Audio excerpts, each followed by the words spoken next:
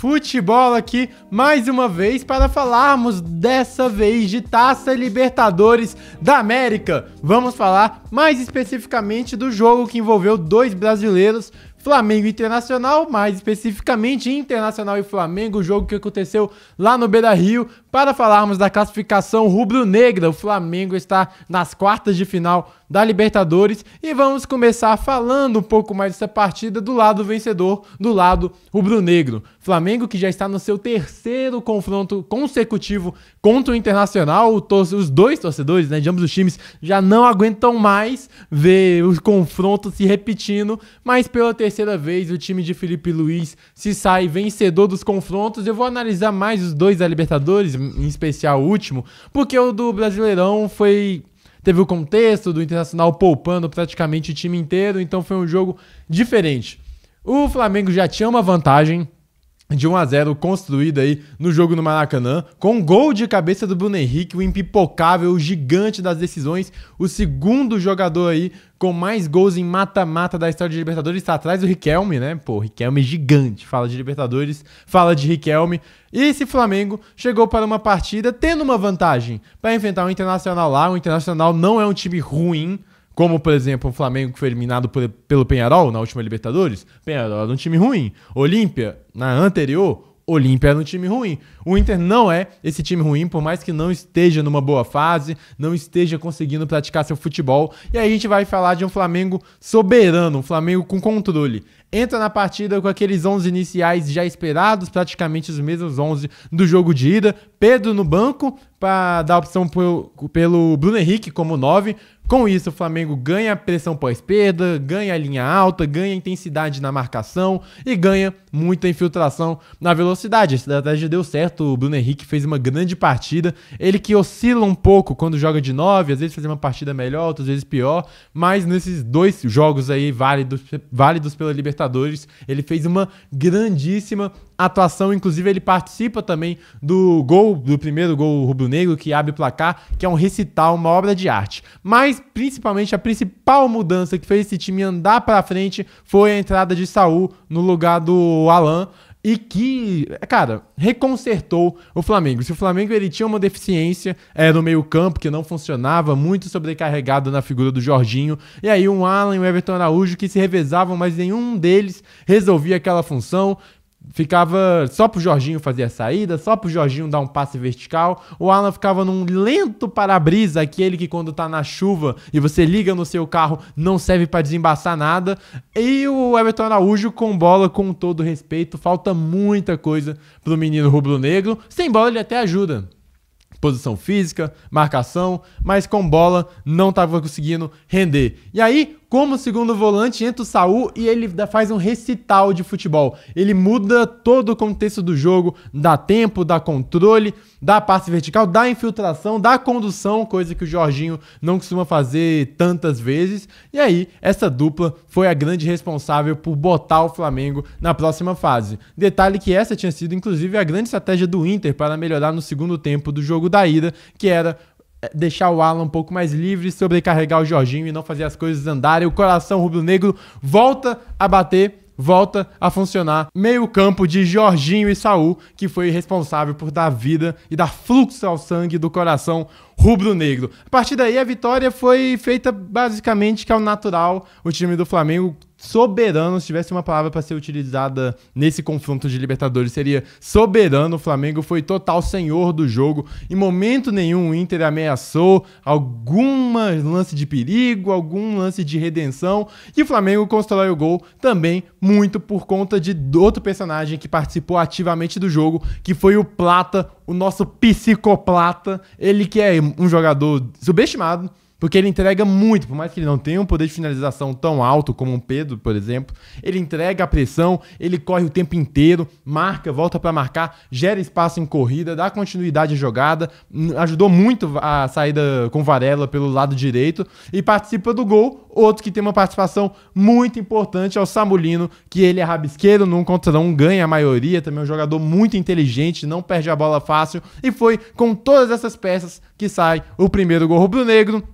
Jogada vindo lá de trás, Saul vai parar no Varela, que dá no Bruno Henrique, mete o 3 vezes pro Lino, dá um chute ali, o Rocher poderia ter ido melhor, faz uma jogada de manchete ali de vôlei, a bola acaba saindo na cabeça do Plata, que só ajeita pro Jorge André Arrascaeta, quiçá o maior gringo na história do futebol brasileiro. E é impressionante como depois de 6 anos, já passaram 6 anos, e quando precisa de gente para definir o confronto pro Flamengo, volta na dupla Bruno Henrique e Arrascaeta, como foi aí no jogo da ida. E aí acaba um primeiro tempo, e aí quem tem que resolver uma situação que já tinha atrapalhado antes do jogo são os funcionários da Conmebol, porque tivemos uma grande festa do Internacional com as ruas de fogo, as tradicionais ruas de fogo.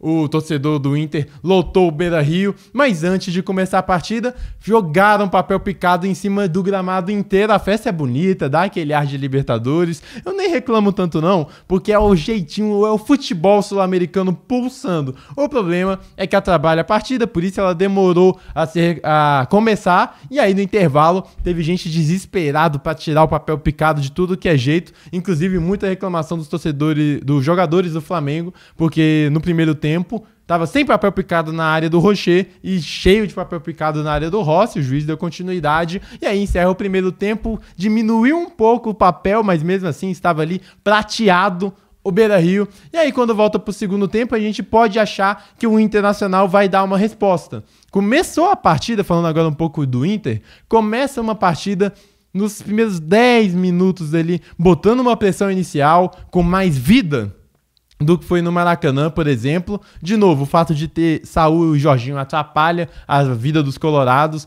O Roger Machado já tá balançando no cargo, é um Internacional que não consegue ser efetivo, já nem consegue criar tantas chances como antigamente, e escolheu o Ricardo Matias como 9 para começar a partida, no lugar de ou Borré ou Valência, porque nenhum dos dois agrega praticamente nada pro time do Inter. O Borré ainda tem a questão do posicionamento, ele ainda briga pelas bolas, faz corridas, ele é um lutador, ele tenta. O Valência nem isso, o Valência é uma sombra em campo. Ricardo Matias foi escolhido para começar a partida, e depois desses 15 minutos iniciais do Inter, o segundo tempo esperava-se que, por jogar em casa, por ter a pressão de ter que fazer 2 gols para levar para os pênaltis, o Internacional daria alguma resposta, mas não foi assim. Não criou nada, e assim, não é que não criou, não pressionou, não subiu linha, ficou apático num jogo onde o Flamengo parecia estar com a mais em todos os setores da partida.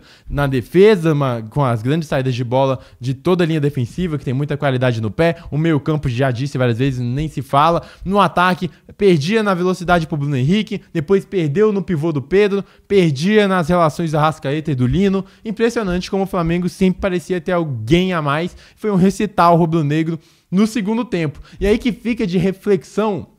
Tô até ignorando o jogo do Brasileirão do domingo. Tô até passando esse pano pro Roger Machado, que gosto muito, é um técnico que gosto muito, acho que tem boas ideias, mas, não tá funcionando tão bem. O Internacional nesses 180 minutos não ameaçou o Flamengo em nenhum momento de nenhum dos dois jogos. Foram jogos totalmente dominados sobre as mãos do Flamengo, do Felipe Luiz, que é um time baseado no controle. E aí, por mais que o segundo tempo no jogo da ida tenha crescido, não criou nenhuma grande chance de gol. E nem na volta em casa, precisando fazer 2, também não foi assim. O segundo tempo ficou na roda, teve uma chance depois, aí até discordo da alteração do Roger Machado. Na metade do segundo tempo ele tira o Alan, que vinha sendo, na minha opinião, um dos melhores do confronto pelo lado do Internacional, o volante Alan.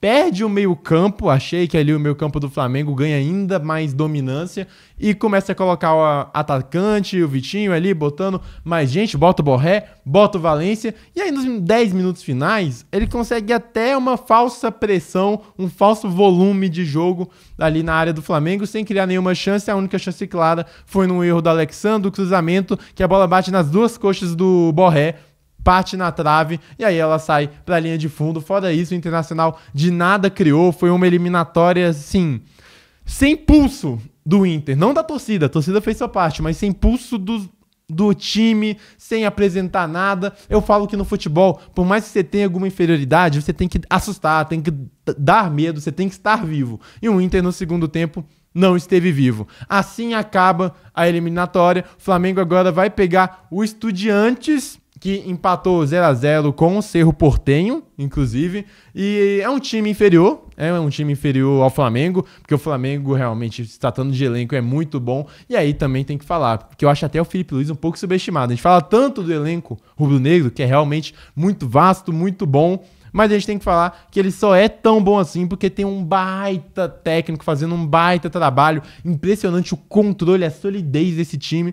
Ouso dizer que esse time tem mais controle do que aquele Flamengo de 19. Não quer dizer melhor. Quer dizer que tem mais controle da partida, das ações ali que estão acontecendo. Enfim, vai pegar o Estudiantes, que não é essa grande equipe, inclusive considera o Internacional mais time que o Estudiantes, mas tem um porém. Depois da péssima primeira fase, isso aí tem que ser dito, a péssima primeira fase do Flamengo na Libertadores, em onde acaba na segunda colocação, vai definir tudo fora de casa, então vai pegar o Estudiantes fora de casa e jogar na Argentina é chato, então tem que abrir um bom placar no jogo da ida no Maracanã. Finalizando, para encerrar com chave de ouro, o Flamengo ainda segue o segundo gol já no finzinho de partida, gol do camisa 9, Pedro, recuperado por Felipe Luiz.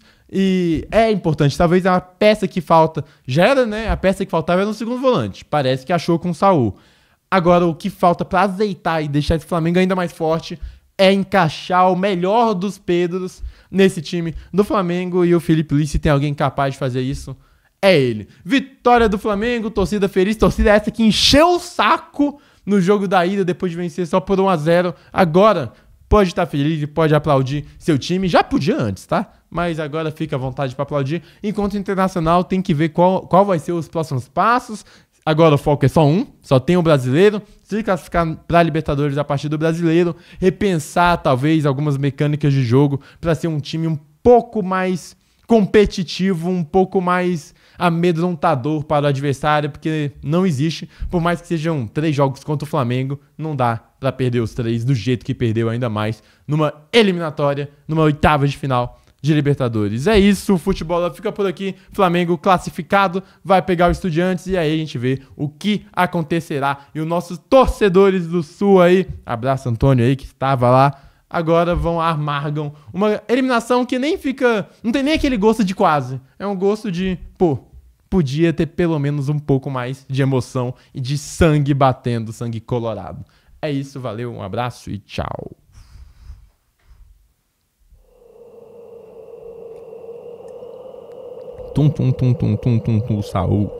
Saúl.